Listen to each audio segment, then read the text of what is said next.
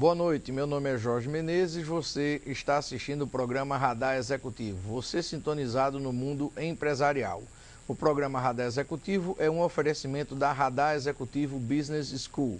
Se você está interessado em treinamentos na área de gestão, liderança, negociação, gerenciamento do estresse para executivos, acesse o nosso site www.radarexecutivo.com.br.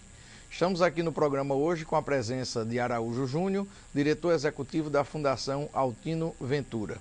Araújo, eu queria falar com você um pouquinho agora sobre o choque de gestão que você tem conduzido, você e sua equipe têm conduzido dentro da Fundação, e quais os resultados mais palpáveis, mais visíveis desse trabalho.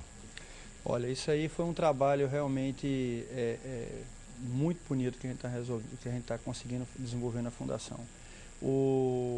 Você chegar numa empresa onde a equipe ainda está desmotivada, tem muito desafio, é importante, porque assim, mostra o profissional na hora que você começa a desenvolver seu planejamento.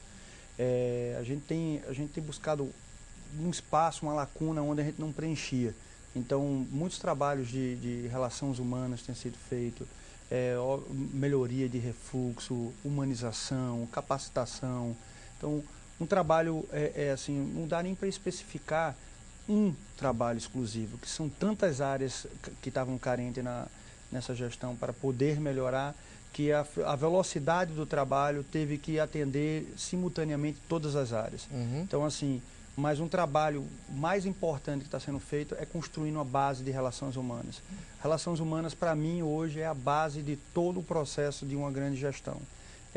De uma forma ou de outra, é eles que constroem a empresa. Um bom gestor com boas relações humanas, ele consegue desenvolver uma empresa muito mais rápido do que um gestor no chicote. É verdade. Aquela velha história, né? A gente estala o chicote e o leão pula, mas será que respeita o domador ou o chicote? Exatamente. Respeitar o chicote aí. Então, Araújo, me fala uma coisa, quais os objetivos de médio e longo prazo para a Fundação Altino Ventura e que investimento precisa ser feitos para que a empresa possa chegar nesse resultado? Olha, a médio prazo é se tornar uma empresa, estruturalmente uma empresa, né, competitiva, uma empresa do terceiro setor, organizada, com processos, com normas, constituído realmente uma empresa.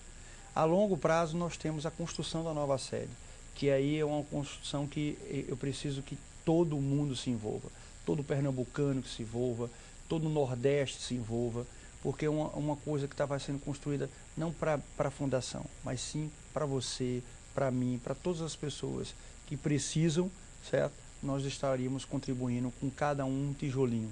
A construção da nova sede ele vai ser um marco histórico em Pernambuco. As pessoas vão ter um entendimento mais humanizado em termos de infraestrutura, em termos de localização. Vai ser uma coisa projetada, né? Uma coisa arquitetada para receber as pessoas. Você já tem o terreno, não é isso? Nós já compramos o terreno, né? E agora Fica esse onde? ano fica na Caxangá, Uhum. né? Por trás do Parque Exposição do Cordeiro, perto do Barão do Luceno, né? E esse ano nós, se Deus quiser, estamos aguardando algumas liberações ambientais, algumas certidões, nós conseguimos começar a bater a primeira estaca, né? Vale salientar que a história é muito bonita. Para onde o objetivo está apontando, que é a construção da sede própria, não é nem da nova sede, é a sede própria, que hoje nossas sedes são todas alugadas, né? Da onde começou isso? Começou a fundação atrás de um consultório, embaixo de uma mangueira. Então, esta é uma história de sucesso dessa empresa. Ou seja, num tempo vago, doutor Altino e doutor Inácio Cavalcante atendia algumas pessoas, 2, 3 pessoas carentes, debaixo de uma mangueira. E aí o negócio deles foram crescendo. E aí eles começaram a contratar mais médicos, mas falavam, olha, para contratar, vocês entram, agora tem que doar 1 hora sua aqui debaixo dessa mangueira, né? E aí começou a construir essa empresa que é hoje a Fundação, né? Inclusive começamos a alugar tudo que tinha ao lateral, porque a demanda é muito grande, a demanda reprimida é muito grande. Inclusive a casa que nós estamos hoje é a casa de Fortunato Russo, né?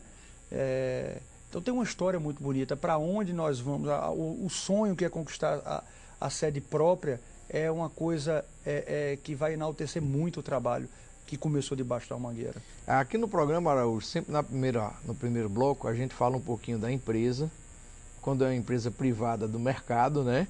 Quando não, do trabalho que ela realiza. E no segundo bloco a gente procura sempre ouvir um pouco da experiência do executivo, né? Então, eu queria ouvir um pouquinho que conselhos você daria para um jovem que quer ser executivo, que está em início de carreira e está entrando hoje no mercado. Bem, Jorge, veja, conselho é uma coisa complexa, né? Se pagar, vira consultoria, né? Exatamente, se pagar, vira consultoria. Mas o que eu posso contribuir com a experiência é o que eu fiz, né? Como eu fiz. Né? Então, assim, eu cedo saí do país, né? Fiz uma faculdade fora do país, me formei, sempre busquei me especializar, sempre busquei ter um plus além do que os meus amigos tinham, sempre busquei ter um diferencial dentro daquilo que eu fazia. E assim, sou administrador de empresas e procurei cursos, na realidade, aonde pudesse me ajudar a tratar o que eu acho mais importante, que é relações humanas. Obviamente você tem cursos de financeiro, cursos de entender o que é lucro, isso tudo é importante, né? Mas você tem que ter um foco naquilo que você quer, o que você quer conquistar. Então o meu conselho primeiro, a base de tudo é o estudo. Você não sai dali sem o estudo. Você pode até falar, não, mas grandes empresários chegaram lá sem estudo. Grandes empresários chegaram lá sem estudo, mas não era esta época. Esta época é uma época moderna. Essa época moderna nós precisamos, é uma época competitiva, precisamos estar competitivo. Para isso você tem que estar pensando na frente. Eu sempre uso uma coisa, você tem que ter o olho de Tandera, né? Nossa época, o Thundercats, que você tem a visão além do alcance. Então um bom executivo ele tem que ter a visão além do alcance. Ele tem que enxergar aquilo que poucas pessoas conseguem enxergar. E aí você dá o rumo na sua carreira. Essa é a coisa importante que você fazer. A língua é fundamental, né? Você falar inglês, espanhol é uma coisa fundamental. Na realidade, assim, hoje não se admite um executivo se não se fala duas línguas no mínimo, 3 línguas no mínimo. Então, essa é a sua base. Daí você vai se especializar. Por exemplo, minha especialização é na área de estratégia, planejamento e desenvolvimento estratégico. Então, eu trabalho muito com estratégia. Todos os meus passos, todos os meus planejamentos são desenvolvidos através de estratégia. Eu não dou um passo sem calcular a estratégia. Então, isso minimiza o erro do executivo. Então, o meu conselho é este aí. Foca no estudo, foca na língua e depois foca em ser um ser humano melhor e procurar cursos para você aprender a lidar com o ser humano, que é uma coisa importantíssima. Sem dúvida, é verdade. Me fala uma coisa, Araújo. O ritmo de trabalho dos executivos é muito forte. A gente sabe disso. E muitas vezes é emocionalmente desgastante também. Verdade. O que é que você tem feito para gerenciar o seu estresse e o estresse da sua equipe? Isso é uma coisa engraçada, Jorge, porque assim, se você tem a opção, quando você é mais novo, de falar, não, gostaria de acordar de 8 horas da manhã, 7h30 para ir trabalhar, sair às 6, tal, etc. E o executivo não tem quando você opta por essa opção, você não tem essa opção desse horáriozinho marcado e tal. Então você tem que fazer as coisas fora desse padrão. Então, por exemplo, eu acordo às 5h30, vou jogar vôlei, na frente da minha casa tem um vôleizinho de praia, e vou jogar vôlei, jogo vôlei mais ou menos até umas 7 horas. Então, isso foi uma das coisas que eu me preocupo bastante, obviamente, e o executivo tem que se preocupar. Com a sua postura, a sua saúde, seu visual. Porque, olha, se você está indo para ser um executivo, você vai cuidar do negócio dos outros, tá certo? Imagina, se você não cuida da sua aparência, você não cuida da sua saúde, como é que você vai cuidar do negócio dos outros? Então, é importante você cuidar de você primeiro para cuidar depois dos outros. Então, isso é uma das coisas que eu tenho como doutrina, é cuidar do meu corpo, cuidar da minha saúde mental. E aí você tem várias coisas que pode fazer diante do estresse, né? Isso primeiro, mensurar. O estresse vem através de um problema.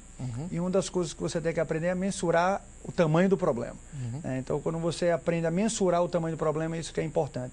Você identificar se o problema é solucionável ou se você vai morrer de véspera. Isso deixa de você ter muitos cabelos brancos, né? Isso é uma coisa importante. Então, obviamente, por exemplo, lá na Fundação agora a gente está buscando ginásticas laborais, vários programas de anti-estresse, porque o dia é estressante, a movimentação é estressante.